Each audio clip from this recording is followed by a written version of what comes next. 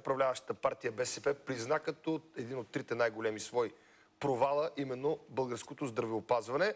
При мен в студиото е бивши министър професор Радослав Гайдарски. Той надали ще бъде щастлив от това самопризнание на неговата любима партия. Събеседници по темата за здравната карта, която вече провокира в бой българските лекари и българските болници. Още с Стоян Александров, който е директор на дирекция медицински дейности в Министерството на здравеопазването, доктор Божидар Нанев, председател на Българския лекарски съюз, Евгений Душков, който е член на управителния съвет на Националната здравноосигурителна каса. Той ще ни каже как върват там нещата, ще свършат ли парите скоро време в касата. Професор, да започна с вас. Това удар под кръста ли е? БСП или някакви предизборни номера почват? Ами, да ви кажа честно, аз...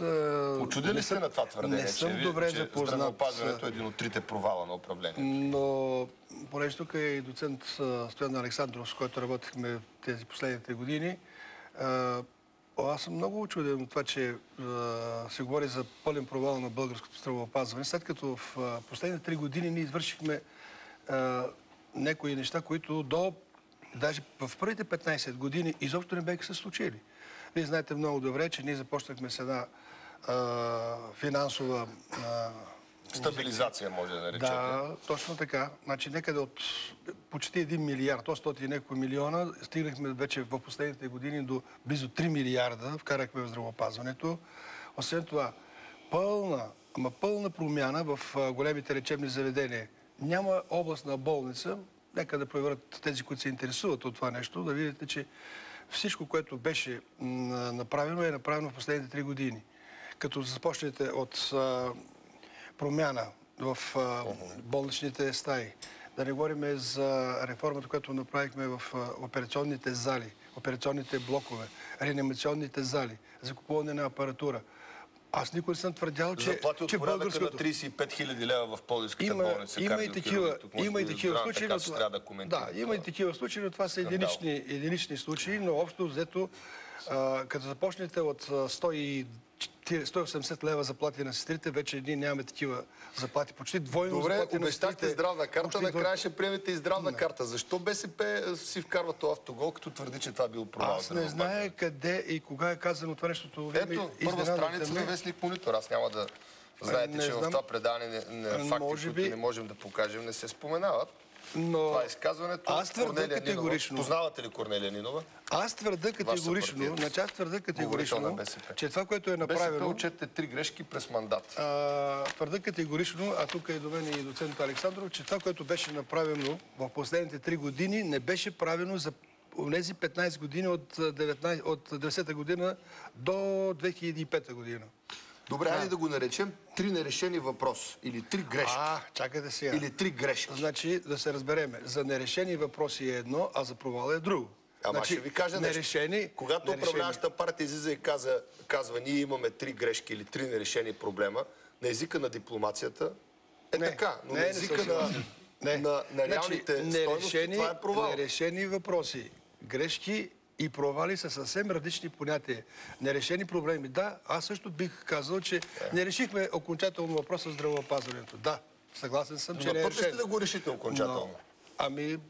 Следващото правителство предлагам, че може да го реши.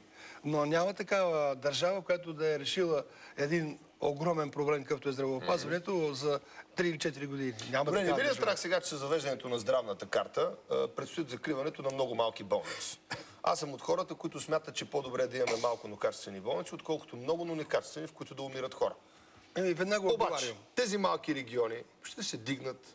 Това е все пак едно достъпно здравеопазване. Там наблизо има болница, да речем в Родопите, по другите места. Това се внушава на хората, може би предизборно, че виждате ли, ще закриват голяма част от малките болници. Такова нещо няма. Тук всички, които сме 4-мата, ние добре знаем, че даже държавата толерира някои от малките болници. Ние заплащаме на 50 и...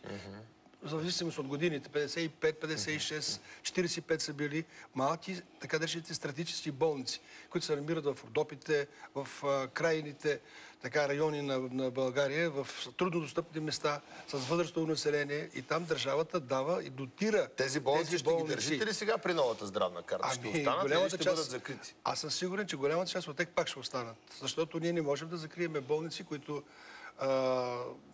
нали, имат такова важно значение за населението там. Друг е въпросът, че с тази здравна карта, която ние готвиме толкова години, тя много отдавна готова, здравната карта. Разбира се, тя претърпя няколко такива издания, в зависимост от вижданията на определени хора, но такава здравна карта трябва да има. Но при нея проблемът беше тази здравна карта дали да бъде задължителна или да бъде пожелателна. Добре, да каже тук тогава вашия колега господин Александров от Министерството, какво става? Здравната карта, кои болници ще закрие в България? Има ли яснота вече? Да ги споменем тази сутрин. Аз мисля, че малко се манипулира с това закриване, тъй като става въпрос за преструктуриране. Има съществена разлика в двата момента: закриване и преструктуриране. Какво имам предвид? В момента съществуваща към момента карта представлява един фотообраз на системата в страната. Тоест, ние имаме по 5,9 легла на 1000 души население, което е средна норма за Европа. Ако говорим за преструктуриране, в момента няма планувано съкращение на нито едно легло. Става въпрос за трансформиране на определен вид легла и тяхното вътрешно разпределение в рамките на структурата с оглед оптимизиране на дейност. Тоест няма да закривате болницата в Харман ли? Само ще и преструктурирате леглата? Точно така. Значи тя може да бъде преобразувана в болница за долекуване, болница за рехабилитация, болница за глеждане на стари хора, болница за сестрински грижи. В момента говорим за нещо... Това вече няма да е болница. Това ще бъде старчески дом. Има разлика между домове за сестрински грижи и старски домове. Старски домове или стационар, хора с такова, да. Кажем, както има казармата. Разлика, сестрински грижи по дома, сестрински грижи специализирани заведения и така нататък. Но това е така наречената в голямата си част медико-социална дейност. Наистина има социален елемент в тях.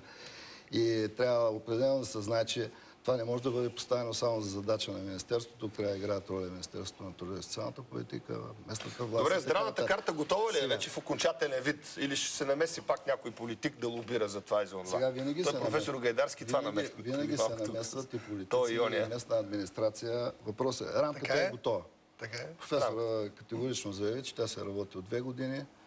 Първата работна група беше с заповед на министър-председател. В момента рамката е готова. Тя стои, чака и отлежава. Да не ви вкарвам в политически дебат, ама вие съгласен ли сте с Нинова, говорителката на БСП, че сте нерешен проблем? Категорично. Вие сте нерешен проблем. БСП казва, нерешен проблем. Има нерешени проблеми в рамките на системата, но не нерешен проблема изцяло. Съгласни ли сте да ви слагат на един кантар с корупцията и спрените еврофондове?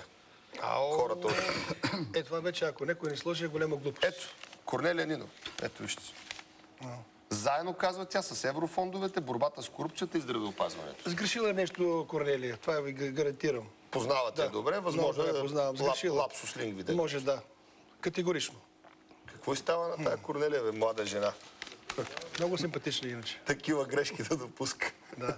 Сега ще постави здравеопазването наравно с корупцията. Това е голяма глупост, между другото, ако е казано така, но аз за съжаление не съм чел още тази статия. Ще я прочета да видя за какво става въпрос. Що го правя това от БСП? Откъде? Знаете колко много ви уважаваме като партия и като потенциал. Що прави такива грешки в края на мандата? Нямам представа.